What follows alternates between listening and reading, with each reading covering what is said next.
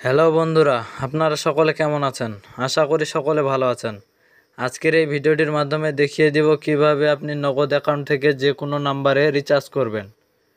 তার আগে আপনি আমার চ্যানেলে নতুন হয়ে থাকলে চ্যানেলটি সাবস্ক্রাইব করে পাশে থাকা বেল আইকনটি ক্লিক করে দিবেন পরবর্তী সকল ভিডিওর নোটিফিকেশন পাওয়ার জন্য। এর জন্য আপনাকে প্রথমে ডায়াল প্যাড অপশনে প্রবেশ করতে হবে।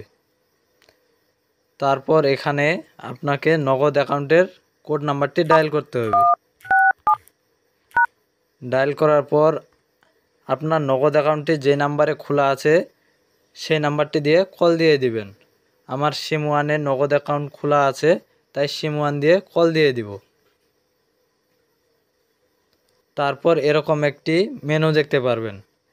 এখানে 3 নাম্বারে আছে মোবাইল রিচার্জ, তাই আমি এখানে 3 নাম্বার দিয়ে সেন্ডে ক্লিক করে দিব।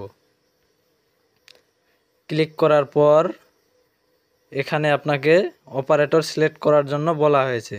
আপনি যদি টেলিটক নাম্বারে রিচার্জ করতে চান তাহলে 1 সিলেক্ট করতে হবে, আর যদি এয়ারটেল তাহলে 2, জিপি 3। আমি জিপিতে রিচার্জ করব, তাই 3 দিয়ে সেন্ডে ক্লিক করে দিব। ক্লিক করার পর এখানে দেওয়া আছে আপনার সিমটি যদি প্রিপেইড হয় তাহলে 1 সিলেক্ট করবেন, আর যদি পোস্টপেইড হয় তাহলে 2, আর যদি সিমটি স্কিটো হয় তাহলে 3 দিবেন। আমার সিমটি যেহেতু প্রিপেইড আগে পরিশোধ করতে হয়, তাই 1 দিয়ে সেন্ডে ক্লিক করে দিব। তারপর আপনি এখানে যে নাম্বারে রিচার্জ করবেন ওই নাম্বারটি এখানে বসিয়ে দিবেন। আমি আমার নাম্বারটি বসিয়ে দিচ্ছি। বসিয়ে দেওয়ার পর সেন্ডে ক্লিক করে দিবেন। তারপর এখানে অ্যামাউন্ট বসাইতে হবে, আপনি কত টাকা রিচার্জ করবেন। আমি 20 টাকা রিচার্জ করব, তাই 20 দিয়ে সেন্ডে ক্লিক করে দিব।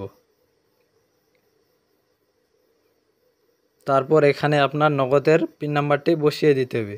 আমি আমার নগদের পিন নাম্বারটি বসিয়ে দিচ্ছি। বসিয়ে দেওয়ার পর সেন্ডে ক্লিক করে দিবেন। এই যে দেখুন, এখানে একটি মেসেজ দেখাচ্ছে মোবাইল রিচার্জ রিকোয়েস্ট অফ টাকা 20 ফর এই নাম্বারে সাকসেসফুল হয়েছে।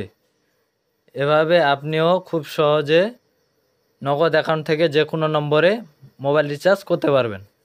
ভিডিওটি ভালো লাগলে ভিডিওটিতে একটি লাইক এবং কমেন্ট করে দিবেন। ধন্যবাদ সকলকে।